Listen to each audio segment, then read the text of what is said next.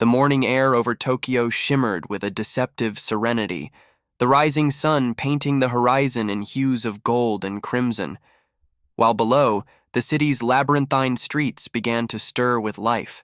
Japanese pilots stationed in their barracks and on the airfields went about their routine with practiced precision, unaware of the storm that was about to descend upon them, a storm not born from nature, but from the roaring engines of the fastest P-51 Mustangs the world had ever seen, streaking across the Pacific with a purpose that would etch fear into the annals of aerial warfare. Every detail of their morning drills, from the crisp alignment of their uniforms to the meticulous inspection of their planes, seemed a fragile illusion, a calm veil over the coming chaos. They would soon discover that the horizon they watched so casually held predators whose speed, firepower, and audacity defied imagination. The Japanese pilots, seasoned in their own tactics and confident in their defenses, could not have conceived that the Pacific skies would soon be dominated by sleek, silver fighters capable of 444 Mach, each equipped with drop tanks that extended their reach far beyond what anyone had dared anticipate. Even the most seasoned officers, confident in their radars and fighter formations, would find their calculations rendered meaningless in the wake of this unprecedented aerial onslaught. Meanwhile, intelligence officers pored over reports, their brows furrowed as they considered the possibility of new American strategies, unaware that their predictions would be dwarfed by the sheer audacity of the Mustang pilots racing toward their city at speeds that seemed almost superhuman. Every sensor, every radar blip, every piece of intelligence would soon be overwhelmed by the reality hurtling toward them. This was not just a raid, it was a demonstration of air power, a spectacle of speed and precision that would leave Tokyo's defenses scrambling, questioning everything they thought they knew about modern aerial warfare. As the minutes ticked by, the pilots, oblivious to the approaching menace, went about pre-flight checks, meticulously adjusting instruments, fueling their aircraft, tightening straps, and preparing mentally for another routine sortie, a routine that would be shattered within moments by an enemy whose very presence challenged the limits of comprehension.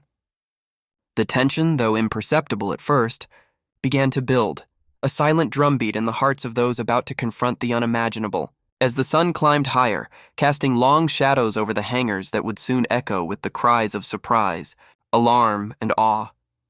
The first hints of the Mustang threat came subtly, almost imperceptibly, like a whisper carried on the wind across the water. Radar operators squinted at flickering blips, dismissing them as minor anomalies or routine reconnaissance flights. But these were no ordinary planes.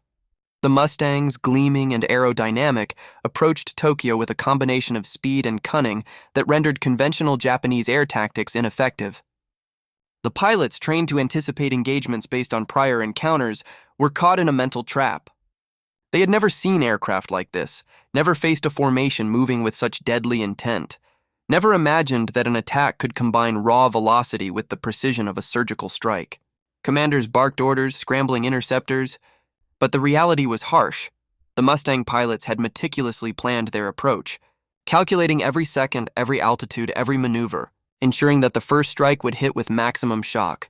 As the first silhouettes appeared against the morning sky, glinting in the sun, the Japanese pilots froze for a fraction of a heartbeat, registering the unexpected, unable to process the combination of speed and armament. Each Mustang carried drop tanks, allowing it to extend its reach far into enemy territory without compromise, an engineering marvel that multiplied the strategic surprise exponentially.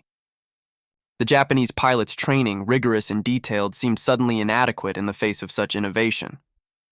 Panic began to simmer beneath the disciplined exterior. Orders were given and repeated, engines roared to life, but the realization had already settled. The city's air defenses were about to be tested in a manner no one could have foreseen. The Mustangs moved with a deadly grace, slicing through clouds, each maneuver precise, deliberate, and terrifyingly effective.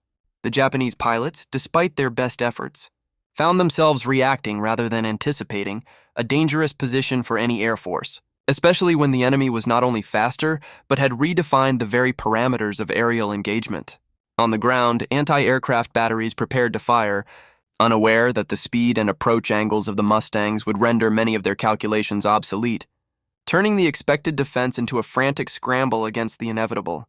The tension was palpable, a taut thread stretched across the city's sky, ready to snap at any moment as the Mustangs closed in with unrelenting precision.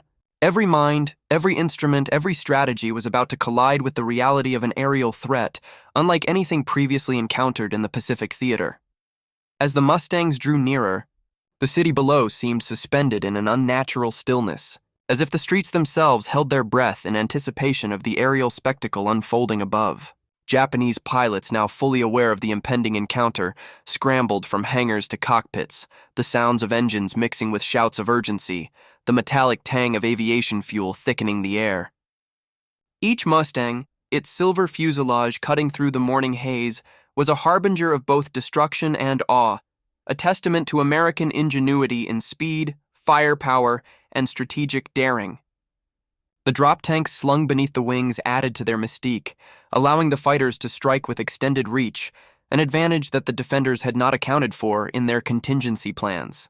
Pilots gripped their controls, adrenaline surging, minds racing to calculate intercept vectors. Yet every approach by the Mustangs seemed to anticipate their reactions, staying a step ahead, mocking their experience, testing the limits of human reflex and courage. Overhead, the sky was a theater of tension. Contrails sliced through the clouds like threads of steel, and every maneuver carried the weight of imminent confrontation. Radio communications crackled with urgency as seasoned commanders tried to orchestrate a coherent response, but the pace of the Mustang's approach made coordination nearly impossible. Some pilots attempted daring maneuvers, diving and climbing in desperate attempts to gain an advantage, only to find that speed and precision were the enemy's ally, and surprise was their weapon. The narrative of the air battle began to write itself in real time, daring, tense, and unpredictable, a testament to the human struggle against overwhelming odds and the mechanical perfection of a machine designed to dominate the skies. Each second stretched, each heartbeat resonated with suspense, as the Mustangs closed the distance, leaving both pilots and viewers suspended in anticipation of the first clash that would ignite the Pacific theater into a new chapter of aerial warfare history. And then, as if the sky itself had split open, the first shots rang out, a cacophony of fire and steel, signaling the beginning of a battle that would be talked about for decades. Japanese pilots, caught off guard by the speed and precision of the Mustangs, struggled to coordinate, their carefully drilled formations unraveling in the chaos of the moment. Anti-aircraft fire erupted from below, but the trajectory and velocity of the Mustangs rendered much of it ineffective, sparks scattering harmlessly across the sky as if mocking the defenders' efforts. Every maneuver, every evasive action, every calculated turn was met with a counter, a challenge, a force that refused to be anticipated or contained. The city beneath them, the streets, the homes, the lives of civilians, all seemed suspended in this moment of aerial tension, where innovation met experience and courage met the impossible. For the viewer, the drama was immediate and gripping. The calm of the morning, the precision of the Mustangs, the chaos of the Japanese response, all woven into a narrative that demanded attention, promising escalating suspense and unimaginable consequences in the minutes and hours to follow. And as the Mustangs banked, dived, and executed maneuvers that defied expectation, one truth became undeniable. The skies above Tokyo had been transformed into a theater of shock, strategy, and survival. And what came next would change the way the Japanese pilots and the world perceived aerial combat forever. The story was just beginning, and viewers would be compelled to stay, anticipating every twist, every strike, every breathtaking maneuver. As the Mustang pilots demonstrated the terrifying efficiency of speed, firepower, and tactical brilliance in a city that had never seen the like before. The first tangible contact between the American Mustangs and the Japanese aerial defenses transformed the morning sky into a theater of chaos and calculated destruction. As the 440 mm silver streak sliced through the clouds above Tokyo, the Japanese pilots could scarcely believe their eyes. Their training, honed through countless sorties and simulations, had never prepared them for this combination of speed, firepower, and audacious strategy. The city below was alive with activity, oblivious to the storm descending from above, as civilians went about routines that would be irrevocably interrupted within moments. Over the sprawling metropolis, hangars and control towers became nerve centers of frantic activity, with officers shouting orders and technicians scrambling to maintain communications under the tension of rapidly unfolding events. Meanwhile, the Mustangs moved with mechanical precision, yet with a human cunning that defied prediction, executing maneuvers that toyed with the very limits of aerodynamics and human reflexes. Each Mustang carried the added advantage of drop tanks, allowing pilots to extend their reach and stay aloft longer than any Japanese interceptor could hope to match, ensuring that the raid would strike with both surprise and relentless momentum. The initial bursts of gunfire erupted almost like fireworks, the staccato of machine guns blending with the roar of engines in a symphony of controlled terror. Japanese pilots tried desperately to form defensive formations, but the sheer velocity of the Mustangs rendered timing and coordination almost meaningless. Each evasive action was anticipated, countered, and exploited by the attackers. Panic began to ripple through the ranks, and for a moment, a sense of disbelief paralyzed both officers and men alike. They were confronting an enemy that had rewritten the rules of engagement, an adversary who struck first with a combination of audacity and technological mastery that left little room for response. The very sky seemed to vibrate with tension, as the Mustangs, in tight, almost balletic formations, moved closer to the heart of Tokyo, leaving every Japanese pilot scrambling, questioning, and fearing what they could not yet fully see or comprehend. Each maneuver, each sudden turn, each precision strike added layers of shock, forcing those defending the city to confront the grim reality that speed, planning, and courage alone might not be enough to repel this unprecedented attack. As seconds stretched into minutes, the air became a maelstrom of fire, shadow, and motion. The Japanese pilots, initially rooted in disbelief, now faced the full intensity of the Mustang assault. Engines screamed, tracer rounds crisscrossed the sky, and the ground-based anti-aircraft batteries erupted in futile fury as the Mustang's velocity and altitude kept them just beyond reach. For every maneuver the defenders executed, the attackers had anticipated, responding with precision-guided intuition honed through training, intelligence, and raw courage. Commanders attempted to regroup squadrons mid-air, but the disruption caused by the unexpected assault fragmented their formations, leaving gaps that the Mustangs exploited with ruthless efficiency. Civilians, unaware of the mechanics above, caught glimpses of silver streaks and smoke trails through high-rise windows and alleyways, some pointing in awe, others in terror, as the aerial ballet turned deadly. The Mustangs, operating with both coordinated strategy and individual daring, used their drop tanks to maintain extended flight, pressing the attack with relentless endurance. Every dive, every bank, every strafing run was executed with a mix of surgical precision and audacious flair, keeping the Japanese pilots off balance and forcing them into reactive modes that exposed vulnerabilities. Even the most experienced defenders, veterans of previous skirmishes, found their instincts challenged, their confidence shaken by an enemy that moved faster, planned deeper, and struck with ruthless clarity. Communications channels crackled with warnings, orders, and fragmented reports, a chaotic overlay of human fear and mechanical stress. The sky above Tokyo had become a place of tension so dense it seemed almost physical, a thickening atmosphere of suspense that pressed upon pilots' minds, demanding attention, calculation, and split-second courage. For viewers, this scene offered relentless tension, speed, strategy, survival, and the inevitable clash of innovation against expectation, all converging in a high-stakes narrative that would hold attention, heart rates, and imagination captive. From the perspective of individual pilots, the encounter was both mesmerizing and terrifying. Eyes wide behind visors, fingers gripped throttles and triggers, minds racing to predict the next move of machines that seemed to anticipate every defensive action. The Mustangs, sleek and polished, reflected sunlight like blades of silver, turning the sky into a kaleidoscope of motion and gleaming menace. Japanese pilots attempted steep climbs, dives and lateral maneuvers trying to intercept, evade, or even outflank their unseen adversaries. But every effort met resistance. Speed, intelligence, and aerial ingenuity combined to leave defenders struggling to adapt in real time. On the ground, officers tracked formations with binoculars and radar, issuing rapid-fire instructions. Yet every call for repositioning or engagement arrived just a moment too late, as if the Mustangs were always a step ahead, teasing and taunting with each precise turn. The first casualties, planes hit, engines smoking, pilots forced into emergency maneuvers, added a grim reality to the previously surreal spectacle.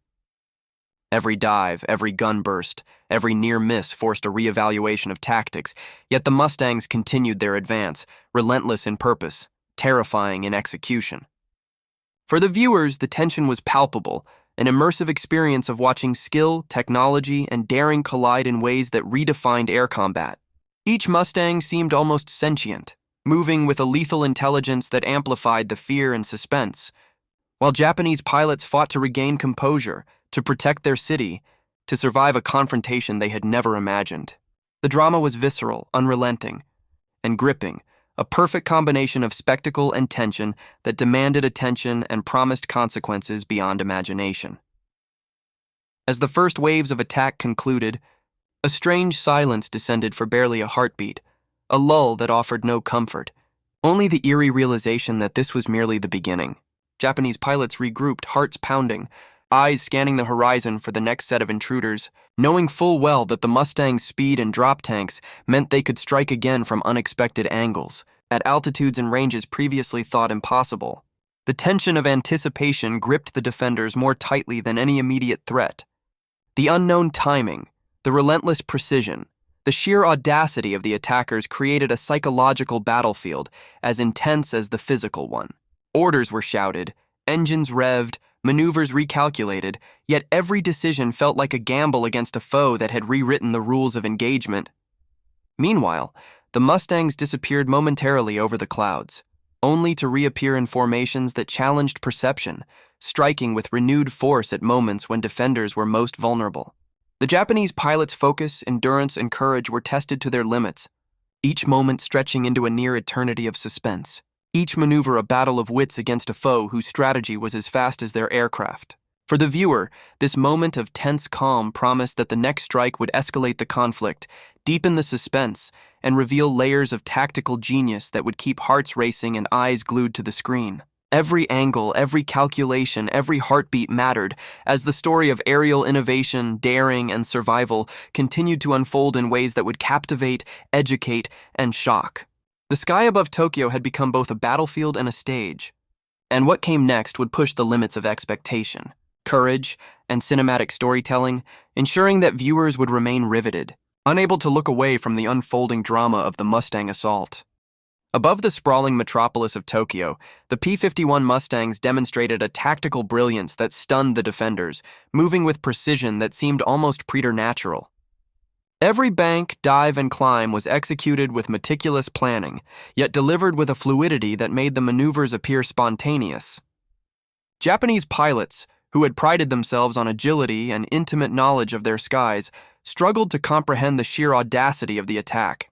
The Mustangs were not merely fast. They were instruments of strategy, combining speed, extended range from drop tanks, and firepower in ways that forced defenders to rethink every engagement tactic they had ever learned.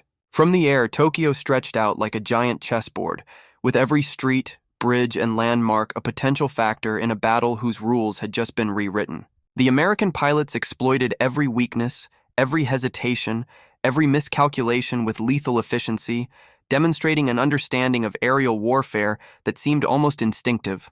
Each Mustang seemed to anticipate enemy movements, weaving through formations with elegance, precision, and deadly intent. Anti-aircraft batteries fired frantically below, but the combination of altitude, speed, and trajectory rendered much of their fire ineffective, their shells exploding harmlessly in the sky. On the ground, officers and intelligence analysts observed the spectacle with a mixture of fear and awe, realizing that they were witnessing the future of aerial combat firsthand. The Japanese pilots' training, though rigorous and thorough, now seemed almost archaic in the face of this orchestrated chaos. Their instincts stretched to the limit as they tried to respond to a threat, moving at a velocity that defied their expectations. The tension in the air was palpable, an invisible weight pressing down on every cockpit, every wingtip, every instrument panel, as the Mustangs executed maneuvers that combined artistry with destruction, leaving no doubt that Tokyo's skies were now a theater of unprecedented warfare. As the battle unfolded, the tactical genius of the Mustang pilots became even more evident. They coordinated strikes that targeted both strategic and psychological vulnerabilities, moving in formations designed to confuse, overwhelm, and intimidate the defenders. Japanese pilots attempted to form counter patterns, weaving through clouds, diving toward altitudes where the Mustangs seemed less effective. But the Americans anticipated every move, adjusting formations mid-air with uncanny precision. Tracer rounds crisscrossed the sky, some hitting their marks, many missing, yet each action was a calculated component of a larger plan. The drop tanks extended the operational range of the Mustangs, allowing them to perform continuous sorties without returning to base, striking multiple sectors in rapid succession and leaving defenders scrambling to predict their return paths. The psychological impact on Japanese pilots was profound. Every encounter chipped away at confidence. Every maneuver by the Mustangs demonstrated a mastery that seemed almost inhuman. On the ground, anti-aircraft crews shifted aim and recalibrated, but their efforts were always a fraction too slow, the Mustangs slipping through patterns of fire with speed and grace that made interception nearly impossible. Orders crackled over radios, urgent, fragmented, desperate, yet coordination remained a challenge as the pace of engagement exceeded expectations. Civilians caught glimpses of the silver streaks, of contrails against the sky, and the distant flashes of gunfire. Rumors of these incredible aircraft began to spread rapidly, adding to the sense of awe and panic. Every Mustang pilot operated not just as a soldier, but as a master of psychological warfare, forcing defenders into constant reaction, exploiting fear and surprise as much as firepower. For the viewer, this elevated the tension. It was no longer a simple aerial skirmish. It was a calculated exhibition of strategic brilliance, daring, and courage, and every maneuver promised to escalate the suspense and drama of the unfolding battle. From the cockpit, the experience was a combination of artistry and terror. Mustang pilots relied on split-second decisions, trust in their engineering, and the precise calculations of velocity, altitude, and trajectory. Each dive was timed to the millisecond, each turn executed with a balance of aggression and finesse that made even seasoned observers gasp. Japanese pilots tried to anticipate moves, banking sharply, accelerating, or attempting feints, but the Mustangs adapted instantly, matching speed with strategy, turning potential vulnerabilities into tactical advantages. Anti-aircraft fire erupted below like percussion in an orchestra, yet each explosion seemed almost choreographed, a rhythm against which the Mustangs danced with lethal grace. The drop tanks, often underestimated by observers, allowed sustained pressure on multiple sectors simultaneously, stretching defenders thin and forcing mistakes that were promptly exploited. The cacophony of engine roars, gunfire, and shouted commands created a sensory overload. Yet through it all, Mustang pilots executed their mission with a clarity and calm that contrasted with the chaos surrounding them. Ground-based observers noted with incredulity that these planes, sleek and silver, moved with a combination of speed, precision, and audacity that made interception seem nearly impossible. The engagement was no longer about numbers. It was about strategy, foresight, and execution under pressure. The Japanese pilots, forced into reactive positions, had to improvise constantly, their training becoming a tool to survive rather than dominate. For viewers, the narrative was irresistible: speed versus strategy, experience versus innovation, courage versus fear, all unfolding in a cinematic panorama that demanded attention, promising new layers of tension and spectacle at every turn. And then came the unexpected twists that would define the battle. Mustang pilots, already demonstrating extraordinary skill, began executing maneuvers that seemed almost impossible to anticipate. Split formations that flanked defenders, rapid dives that evaded even the sharpest anti-aircraft fire, and coordinated strafing runs that struck key infrastructure while minimizing exposure. Japanese pilots, exhausted and overwhelmed, faced not just the mechanical advantage of speed, but a psychological barrage, the very audacity of the attack sapping morale and forcing errors. Each engagement, each burst of fire, each evasive maneuver added layers to a story that was gripping, tense, and impossible to ignore. The city below, still partially unaware of the full scale of the assault, witnessed flashes and contrails that hinted at chaos and precision in equal measure. For the viewer, every second was a cliffhanger. What move would the Mustang pilots execute next? How would the defenders adapt? Which human instincts and tactical decisions would triumph, and which would falter under the pressure of speed, surprise, and technological mastery? The drama of Point 3 set the stage for even greater tension to come, promising escalating suspense, intricate strategies, and breathtaking maneuvers that would keep hearts pounding and eyes glued to the screen. The story of the Mustang pilot's tactical genius was far from over, and the next moments would reveal how skill, audacity, and innovation could redefine the rules of aerial combat in ways the world had never imagined. As the Mustang formation continued its relentless assault over Tokyo, the Japanese pilots, once caught off guard, now transitioned into a state of fierce determination, their training and pride fueling a desperate counteroffensive. Engines screamed, propellers spun like blades of precision, and the sky became a chaotic tapestry of contrails, fire, and shadow. Every pilot knew that hesitation could be fatal. Every maneuver, every acceleration, every evasive turn could mean the difference between survival and destruction. Anti-aircraft batteries, despite being outrun and outmaneuvered, unleashed torrents of tracer fire and flak into the sky, creating a deadly canopy that the Mustangs had to thread with impeccable timing. The psychological tension on the defenders was immense. For the first time in their careers, seasoned pilots realized that the rules of aerial engagement had been rewritten, that the combination of speed, extended range, and tactical cunning of the Mustangs made their every prediction obsolete. Communications channels crackled with urgency as orders were shouted and counters were devised, yet every plan seemed to arrive a fraction too late. From the cockpit, Japanese pilots twisted and turned in a desperate ballet, their every movement a calculated gamble against a foe that seemed to anticipate instinctively. Civilians below, glimpsing the chaos, panicked or froze, unaware of the intricate strategies and human bravery unfolding above them. The Mustangs, seemingly effortless in their motion, continued to press the advantage, exploiting minor gaps in formations and capitalizing on even the slightest hesitation. Every maneuver, every pass, every burst of gunfire added layers to the narrative of shock and awe, creating a spectacle of tactical brilliance for viewers that was both terrifying and mesmerizing. The tension was unrelenting. A taut wire stretched across the sky, and the Japanese defenders knew that they had to adapt or risk total annihilation in the face of a revolutionary air assault that challenged every convention. Of their training and experience, the defenders' fury grew as they attempted to regain control of the engagement. Japanese pilots, fueled by both fear and honor, coordinated desperate maneuvers to intercept the Mustang formation. They executed sharp climbs, dives, and lateral sweeps, attempting to anticipate the next strike, but the Mustang's combination of speed and ingenuity kept them one step ahead. Anti-aircraft gunners adjusted targeting calculations frantically, launching shell after shell, yet many exploded harmlessly beneath or behind the advancing planes. Observers on the ground, noting the brilliance and audacity of the Mustang maneuvers, could scarcely comprehend how the defenders' skill was being challenged at every turn. Every second in the sky became a microcosm of strategy and counter-strategy.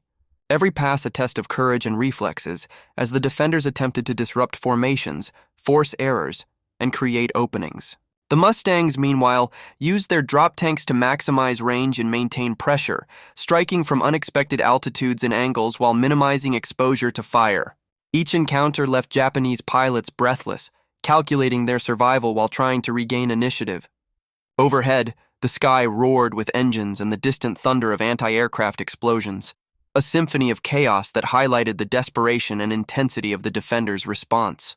The psychological strain was immense. For every Mustang pass that succeeded, morale among the defenders wavered, replaced by urgency, exhaustion, and the relentless awareness of being outpaced and outmaneuvered. Yet, even in the face of overwhelming odds, the defenders' determination hardened.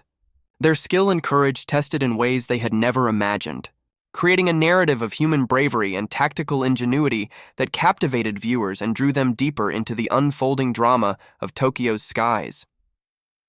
In the thick of battle, individual confrontations became moments of extraordinary drama. Japanese pilots, skillful and resolute, executed maneuvers that pushed their aircraft and their own reflexes to the absolute limit. Rolls, loops, steep dives, and evasive swerves were executed with precision born of training. But the Mustang's speed and coordination continually challenged them to anticipate moves that seemed almost impossible. The psychological warfare was palpable. Every Mustang pass forced the defenders to second-guess their instincts, to anticipate the next strike, and to perform under crushing pressure. Ground observers noted the intensity of the aerial ballet, watching contrails slice through the clouds in intersecting arcs, seeing bursts of fire illuminate the sky, and recognizing the skill and desperation of pilots engaged in a life-or-death contest.